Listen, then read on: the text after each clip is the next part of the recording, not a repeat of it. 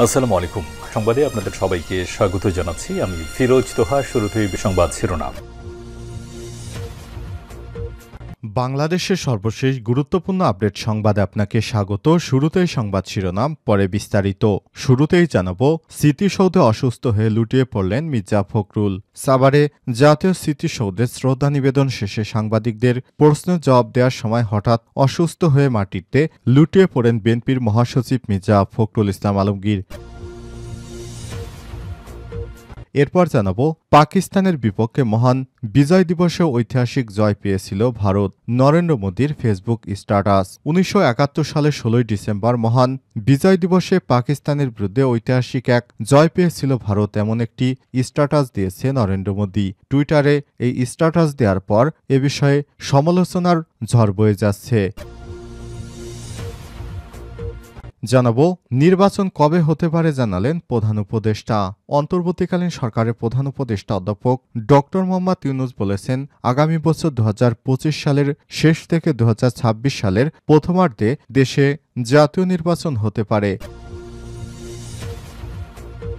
এদিকে বিজয় দিবসে বাংলাদেশের আরও একবার বড় জয়। এই জয় শুরু করেছে বাংলাদেশের নারী ক্রিকেট দল। এরপর ওয়েস্ট ইন্ডিজের বিপক্ষে পুরুষ দলও জয় পেয়েছে।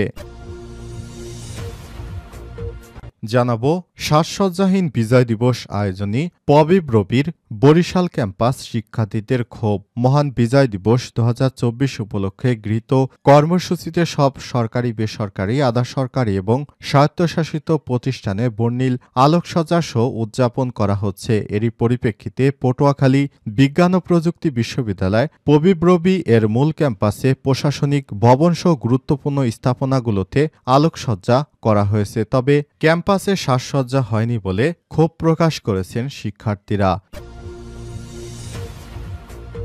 এবং সর্বশেষ জানাবো, স্বাধীনতা বিক্রি করা আওয়ামী লীগ এখন ভারতে পালিয়েছে বললেন জামাতের আমির। প্রিয় দর্শক, এতক্ষণ শুনছিলেন সংবাদ শিরোনাম, এবারে বিস্তারিত। তবে তার আগে বন্ধুরা, অনুরোধ থাকবে সংবাদটিতে একটি লাইক দিন। এই চ্যানেলে আপনি নতুন হয়ে থাকলে আমাদের সংবাদটি দেখতে দেখতে চ্যানেলটি সাবস্ক্রাইব করে রাখুন। কমেন্ট করে বন্ধুরা আপনার মূল্যবান মতামত জানিয়ে দিন আপনি বিশ্বের কোন দেশ থেকে বা বাংলাদেশের কোন স্থান থেকে আমাদের সংবাদটি দেখছেন এবং শুনছেন। এবারে বিস্তারিত। স্মৃতিসৌধে অসুস্থ হয়ে লুটিয়ে পড়লেন মির্জা ফখরুল।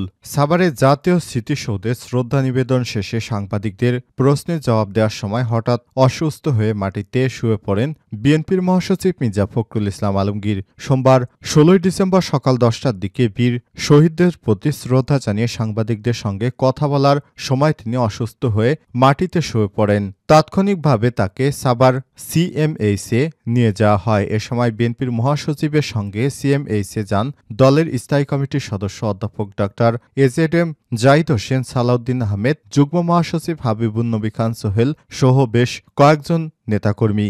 বিএনপির মিডিয়া সেলের সদস্য সাইরুল কবির খান জানিয়েছেন, শেষ খবর পাওয়া পর্যন্ত সাভার সিএমএইচে চিকিৎসাধীন বিএনপির মহাসচিব এখন অনেকটা সুস্থ হয়েছেন। এ সময় বিএনপির মহাসচিবের সঙ্গে সিএমএইচে যান দলের স্থায়ী কমিটির সদস্য অধ্যাপক ড এজেডএম জাহিদ হোসেন, বিএনপির স্থায়ী কমিটির সদস্য সালাউদ্দিন আহমেদ, যুগ্ম মহাসচিব হাবিবুন নবী খান সোহেল সহ বেশ কয়েকজন। পাকিস্তানের বিপক্ষে মহান বিজয় দিবসে ঐতিহাসিক জয় পেয়েছিল ভারত বললেন মোদী। ১৯৭১ সালের ১৬ ডিসেম্বর মহান বিজয় দিবসে পাকিস্তানের বিরুদ্ধে ঐতিহাসিক জয় পেয়েছিল ভারত, এমনটি উল্লেখ করে সামাজিক যোগাযোগ মাধ্যমে টুইটারে দেয়া পোস্টে ভারতের প্রধানমন্ত্রী নরেন্দ্র মোদী জানিয়েছেন, সেই ঐতিহাসিক জয়ে সাহসী ভারতীয় সৈনিকদের আত্মত্যাগ চিরস্মরণীয় হয়ে থাকবে।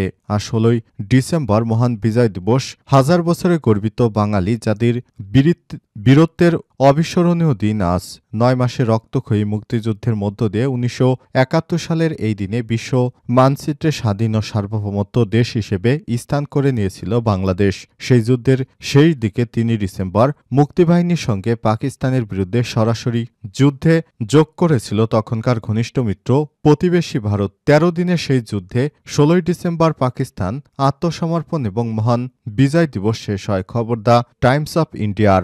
এদিকে ঐতিহাসিক দিবসে ভারতের প্রধানমন্ত্রী নরেন্দ্র মোদী দাবি করেন ১৯৭১ সালের এই বিজয় দিবসে ঐতিহাসিক জয় পেয়েছিল ভারত। ভারতের সেই ঐতিহাসিক জয় সাহসী সৈনিকদের আত্মত্যাগকে সম্মানও জানিয়েছেন তিনি। টুইটারে এক পোস্টে নরেন্দ্র মোদী জানিয়েছেন, আজ বিজয় দিবস। আমরা ১৯৭১ সালে ভারতের ঐতিহাসিক বিজয় অবদান রাখা সাহসী সৈনিকদের সাহস এবং আত্মত্যাগকে সম্মান জানাই। তাই দাবি তাদের নিঃশর্ত নিবেদন এবং অটল সংকল্প আমাদের জাতিকে রক্ষা করেছে এবং আমাদের গৌরব এনে দিয়েছে। মোদী আরও জানান, এই দিনে আমাদের অসাধারণ বীরত্ব এবং তাদের অদম্য চেতনার প্রতি শ্রদ্ধা জানিয়ে তাদের আত্মত্যাগ চিরকাল প্রজন্মকে অনুপ্রাণিত করবে এবং আমাদের জাতির গৌরবের ইতিহাস গভীরভাবে গেঁথে থাকবে। মোদীর এমন স্ট্যাটাসের পরই তীব্র ক্ষোভ জানিয়েছে বৈষম্য বিরোধী ছাত্র আন্দোলনের আহ্বায়ক হাসনাত আব্দুল্লাহ। সামাজিক যোগাযোগ মাধ্যম ফেসবুকে দেয়া পোস্টে তিনি জানিয়েছেন, এটি বাংলাদেশের মুক্তিযুদ্ধ, পাকিস্তানের বিরুদ্ধে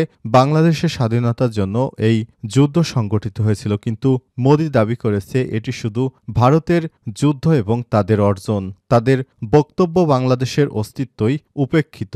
যখনই এই স্বাধীনভাবে ভারত নিজেদের অর্জনের হিসেবে দাবি করে, তখনই আমি একে বাংলাদেশের স্বাধীনতা, সার্বভৌমত্ব এবং অখণ্ডতার প্রতি সরাসরি হুমকি হিসেবে দেখি। ভারতের এই হুমকির বিরুদ্ধে আমাদের লড়াই চালিয়ে যাওয়া অবশ্যম্ভাবী। এই লড়াই আমাদের চালিয়ে যেতেই হবে। আমিনুল ইসলাম নামে এক শিক্ষার্থী জানিয়েছেন, একেই ভারতীয় আধিপত্যবাদ বলে, তাই ভারতীয় আগ্রাসন ও আধিপত্যবাদ না বলতে হবে, ফুল স্টপ।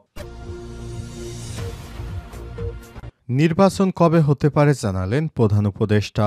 অন্তর্বর্তীকালীন সরকারের প্রধান উপদেষ্টা অধ্যাপক ড মোহাম্মদ ইউনূস বলেছেন, আগামী বছর ২০২৫ সালের শেষ থেকে ২০২৬ সালের প্রথমার্ধে দেশে জাতীয় নির্বাচন হবে। সোমবার ১৬ ডিসেম্বর সকাল ১০টায় মহান বিজয় দিবস উপলক্ষে জাতির উদ্দেশ্যে দেয়া এক ভাষণে নির্বাচনের রূপরেখা তুলে ধরে সব কথা বলেন তিনি। জাতির উদ্দেশ্যে দেওয়া প্রধান উপদেষ্টার এই ভাষণে একযোগে সম্প্রচার করেছে বিটিভি ও বিটিভি ওয়ার্ল্ড শো বেসরকারি গণমাধ্যম। অধ্যাপক ড মোহাম্মদ ইউনূস বলেন, যদি অল্প কিছু সংস্কার করে ভোটার তালিকা নির্ভুলভাবে তৈরি করার ভিত্তিতে নির্বাচন সম্পন্ন হয়, তাহলে ২০২৫ সালের শেষ দিকে নির্বাচন অনুষ্ঠান হয়তো সম্ভব হতে পারে। আর যদি একসঙ্গে নির্বাচন প্রক্রিয়া ও নির্বাচন সংস্কার কমিশনের সুপারিশ পরিপ্রেক্ষিতে এবং জাতীয় ঐক্যমতের ভিত্তিতে প্রত্যাশিত মাত্রায় সংস্কার যোগ করি, তাহলে আরও অন্তত ৬ মাস অতিরিক্ত সময় লাগতে পারে। মোটা দাগে বলা যায়, ২০২৫ সালের শেষ দিক থেকে ২০২৬ সালের প্রথমার্ধে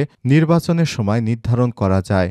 দেশবাসীকে মহান বিজয় দিবসের শুভেচ্ছা জানিয়ে প্রধান উপদেষ্টা বলেন, আমি সকল প্রকার সংস্কারগুলো সম্পন্ন করে নির্বাচনের আয়োজন করার ব্যাপারে বারবার আপনাদের কাছে আবেদন জানিয়ে এসেছি। সরকার প্রধান আরও বলেন, প্রথমে সবচেয়ে বড় কাজ ভোটার তালিকা হালনাগাদ করা। এটা এমনিতেই কঠিন কাজ, এখন কাজটা আরও কঠিন হলো এজন্য যে গত ৩টি নির্বাচনে ভোটারদের অংশগ্রহণ করার সুযোগ ছিল না। ভোটার তালিকা যাচাই বাছাই করার সুযোগ হয়নি কারোই। গত ১৫ বছর যারা ভোটার হবার যোগ্য হয়েছে, তাদের সবার নাম ভোটার তালিকায় তোলা নিশ্চিত করতে হবে। এটা একটা বড় কাজ। ছাত্র জনতার অভ্যুত্থানের পর এখানে গলদ রাখার কোনো সুযোগ নেই। দীর্ঘদিন পর এবার বহু তরুণ তরুণী জীবনে প্রথমবারের মতো ভোট দেবে। অতীতে তাদেরকে সে অধিকার এবং আনন্দ থেকে বঞ্চিত করা হয়েছিল। এবার আমরা পুরোদমে চেষ্টা করছি সবাইকে ভোটে অংশগ্রহণ করাই একটি অবাধ সুষ্ঠু নির্বাচন গ্রহণ করা।